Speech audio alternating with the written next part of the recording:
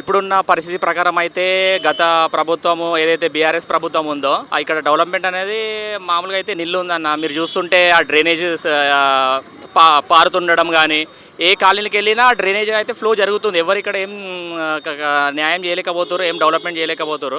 కాబట్టి ఇప్పుడు కాంగ్రెస్ కూడా మీకు తెలిసిన విషయం, ఇక పెద్ద మనం చెప్పుకోదగింది కాదు. మనం బీజేపీకి మనము వేసుకుంటే ఎందుకంటే ఎంపీ స్థానంలో కూడా కిషన్ రెడ్డి అన్న ఉన్నాడు. ఇప్పుడు ఎమ్మెల్యే స్థానంలో కూడా మనకు దీపక్ అన్న గారు వస్తే మనకు అభివృద్ధి అనేది వేగవంతంగా జరుగుతుంది. ఫండ్స్ కూడా ఏమన్నా ఉంటే మనకు ఇప్పుడు రిలీజ్ చేయడం జరుగుతుంది. కాబట్టి మనం డెవలప్మెంట్ చేసుకోవచ్చు బీజేపీ వస్తే అని. ఇప్పుడు చాలామంది ఏంటంటే ఇప్పుడు బీజేపీని గెలిపించుకుంటే మనకు డెవలప్మెంట్ ఉంటుందని కూడా ప్రతి సామాన్య కార్యకర్తలు కూడా సామాన్య ప్రజలు కూడా అందరు చెప్తున్నమాటనే. ఇప్పుడు మెయిన్ ప్రాబ్లం ఏంటంటే ఇక్కడ డ్రైనేజ్ సమస్య ఉంది. అంటే ఇప్పుడు మనకి ఏదైతే నల్లా వస్తుంటుందో, ఇంటింటికి ఏదైతే నల్లా వస్తుంటుందో అది మొత్తం 60% పొల్యూషన్ వాటర్ వస్తుందన్నమాట. డ్రైనేజ్ కలిసిన వాటర్ వస్తున్నాయి. అది చాలా అసలు దానివల్ల చిన్నపిల్లలకు సమస్యలు, చిన్న చిన్న సమస్యలు ఏదైతే మనకు హెల్త్ ప్రాబ్లమ్స్ ఉంటాయో అవన్నీ మేము ఫేస్ చేస్తున్నాం రెగ్యులర్గా. అంటే మేము ఇప్పుడు వచ్చిన నల్లాన్ని కూడా మేము వినియోగించలేకపోతున్నాం. బయట నుంచి క్యాన్లు తెచ్చుకొని అది పట్టుకొచ్చి ఇంట్లో వాడుకునే పరిస్థితి ఉందన్నమాట. అంటే మాకు డ్రైనేజ్ వాటర్ ఏదైతే ఉందో వాటర్ అయితే వచ్చినా వేస్టే. ఇక డ్రైనేజ్ అయితే మీరు చూస్తూనే ఉన్నారు, రోడ్ల పొంది పారుతూనే ఉన్నది డ్రైనేజ్. మరి ఇక ఎవరన్నా ఇక్కడ డ్యూటీ నుంచి పోయేట వాళ్ళు, జాబ్ చేసుకునేటోళ్ళు, డ్యూటీ అందరు పోయేటోళ్ళు కూడా డ్రైనేజ్ అంత గలీజ్గా ఉంది కదా. అదొకటి సమస్య పోవాలి. మళ్ళీ తర్వాత ఇప్పుడు వచ్చిన పథకాలు కూడా మాకు ఏం అందుతలేవు. జూబ్లీస్లో పథకాలు ఏదైతే ఉంటాయో ఎవరికి అందుతలేవు. అంటే ఏం జరగలేదు డెవలప్మెంట్.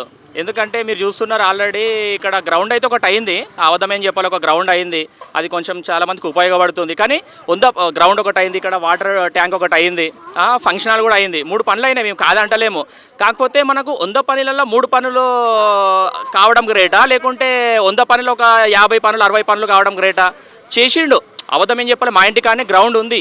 గ్రౌండ్ అనేది కబ్జాదారుల పాలన నుండి కాపాడిండు. ఓకే, వాటర్ ట్యాంక్ ఇక్కడ ఇప్పుడు మాకు వాటర్ సమస్య కూడా తీరింది.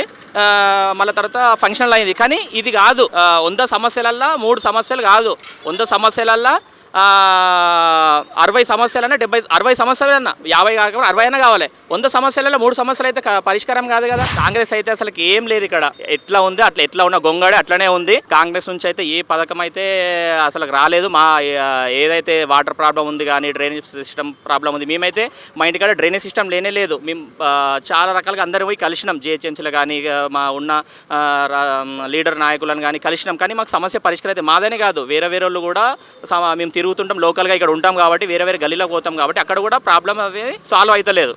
అంటే చెప్పదలుచుకుంది ఏంటంటే ఇప్పుడు ప్రభుత్వం అనేది కాంగ్రెస్ ఉంది. అది ఎట్లా అంటే ఇప్పుడు మనకు ఆల్రెడీ అందరూ తెలుసు కాంగ్రెస్ ప్రభుత్వము.